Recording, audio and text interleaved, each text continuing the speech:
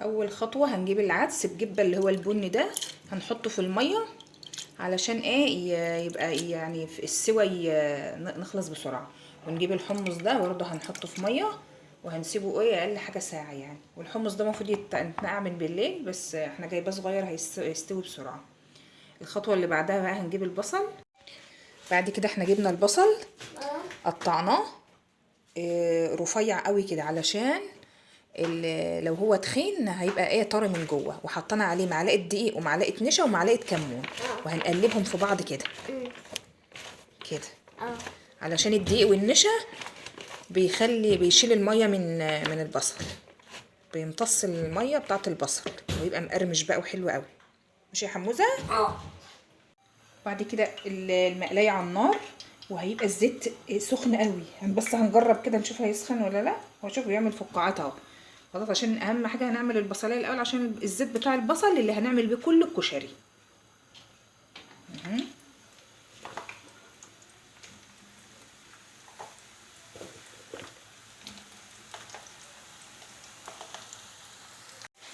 البصله بقى ساعه ما نلاقيها كده محمريه كده زي دي كده من الدهب كده، هنشيلها بقى على مناديل. ماشي، نطفي البوتاجاز ده. طلعنا دلوقتي كده البصل من الزيت، والزيت ده طبعا هنستعمله في الكشري كله اهو زي ما انا قلت لكم. وشوفوا بقى البصل، تمسكي كده الواحده كده، شوف سامعين القرمشه، سامعين الخرفشه، زيت، شوف زي ما يكون بتكسري شيبسي. شوف. يلا بقى الخطوه اللي بعدها هنعمل بقى الرز بتاع الكشري. هنحط الزيت بتاع البصل حبه حلوين كده، ماشي. وبعدين نحط الشعريه، انا بحب الشعريه كتير اهو. ماشي، هنقعد نقلب بقى لحد ما يتحمر، نقلب كده.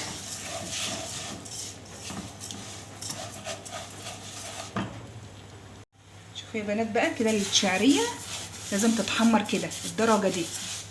كل ما تحمر الشعريه بيبقى حلو قوي طعمها حلو في الكشري. خلاص، هنجيب بقى ايه العدس والرز بعد ما غسلناهم حلو قوي. ده طبعا بعد النقع هتلاقيه نفشت شويه، والرز ما بيتنقعش بيتغسل بس حلو، رز مصري. هنحطهم على بعض كده.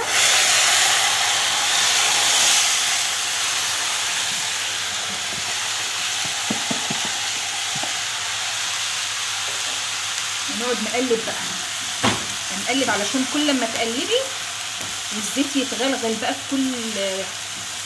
كل الرزايه والعدس، هتلاقي الرز طلع معاكي مفلفل وطعمه جميل قوي. هو رز الشعريه، رز الكشري بيبقى مفلفل. نقعد نقلب كده. بعد بقى ما قلبنا الرز شويه هنحط ايه الملح وفلفل وكمون نقعد نقلب برضو.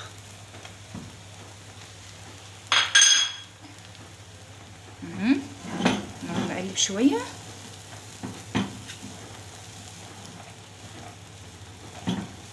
كده كده. كل ما تقلبي يبقى احسن، تلاقي الرز معاكي طلع مفلفل وحلو قوي.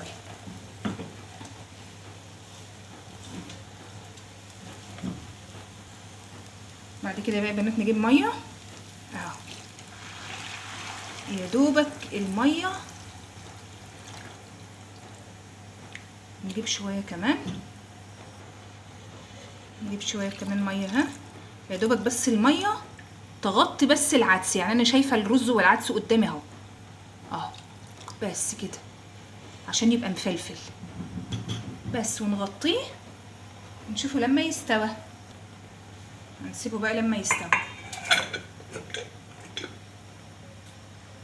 المكرونه بقى عقبال ما الرز يستوي هنحط معلقه ملح. المكرونه مش عايزه الا ملح بس.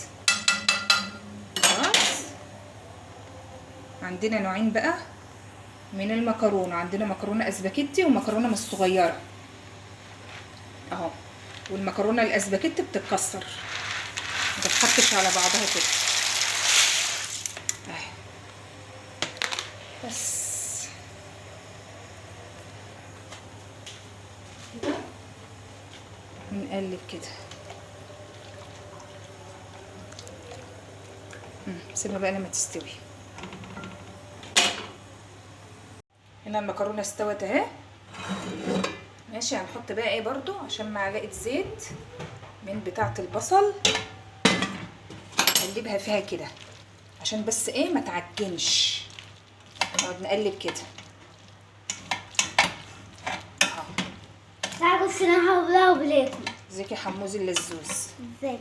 اهو احنا كده ايه قلبنا الزيت على ايه، على المكرونه عشان تبقى مفلفله اهو. ايه رايك؟ حلو. هنعمل بقى دلوقتي ايه الصلصه بتاعت الكشري. هنجيب الزيت، هنجيب معلقتين زيت كده من بتاعه البصل زي ما احنا اتفقنا اهو. كل حاجه هنعملها بالزيت ده. هنجيب شويه توم كده خلاص كده.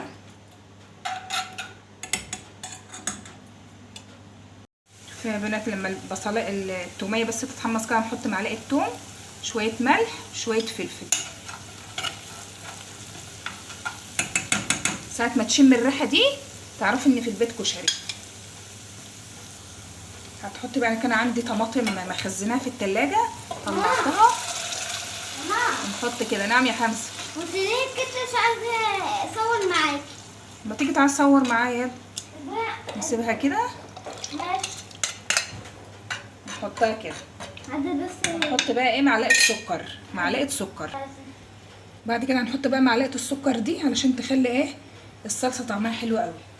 ونسيبها بقى ايه لما تغلي خالص. يلا يا حموزه بقى عشان تعملي الدقه بتاعه الكشري. هنعمل ايه؟ ينفع تساعدنيش؟ ماشي، هنعمل ايه؟ ينفع طيب ماشي، يلا حط التوم هنا. توم فين؟ ايوه هنا. ده توم؟ يلا بس مش كله، حته كده نجيب كده فصين توم خلاص. وهنحط ايه؟ يلا بس انا نحط ميه سخنه اول. نجيب ميه سخنه ينفع بس نحطها هنا كده. ينفع حد ده؟ ينفع حد ده؟ يلا. لا لا لا لا، كتير كده. كده حطينا ملح وكمون اهو. حمزه كان عايز يحط البهارات كلها بس. ونحط بقى عصره ليمونه بس كده؟ بس دي الدقه. وايه ده؟ هات كزبره ناشفه يا حمزه، معلقه كزبره ناشفه من دي. ماشي اهو كده. هنحط بقى كزبره ناشفه، حط يا حمزه. ايوه. وهنحط خل بس كده. دي الدقه بتاعت الكشري. نقعد نقلبها كده وتدوق بقى الملح. شوف الملح بتاعك اظبطه انت بقى. هو كده حلو قوي. وايه البهارات دي؟ لسه دي بقى ايه احلى بتاعت الدقه. تعالى بقى نجهز ايه الشطه بتاعت الكشري. هنجيب الزيت بتاع البصله. احنا كده اخر حاجه هنعملها نستعملها الزيت كده اخر حاجه.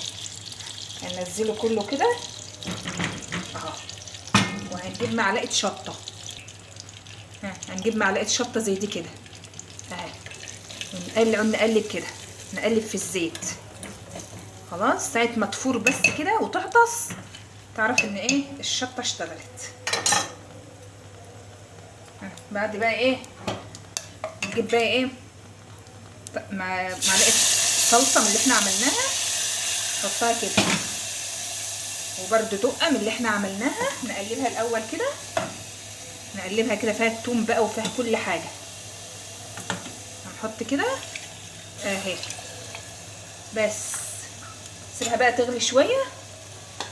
وهتلاقي بقى الزيت بتاع البصله طلع لفوق كده، وده حر قوي بقى يعني خلي بالكم. اللي عاوز ياكل بشطه ياكل، هتاخد غلوه بس.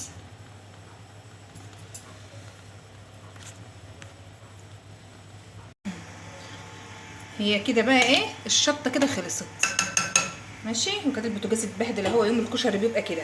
والصلصه اهي والمكرونه اهي. تعالى بقى اما نحضر ايه الطبق بتاعنا. كل حاجه جاهزه اهي، كل حاجه جاهزه. تعالى بقى اما نحضر الطبق بتاعنا.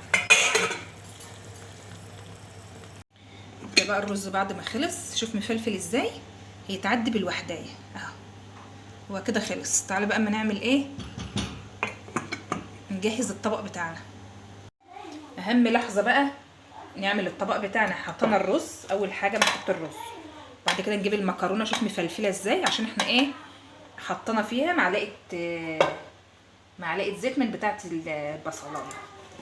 ماشي، نجيب كده شويه مكرونه اهو. بعد كده نجيب شويه حمص من اللي احنا سالقينه. احنا سالقين حمص اهو.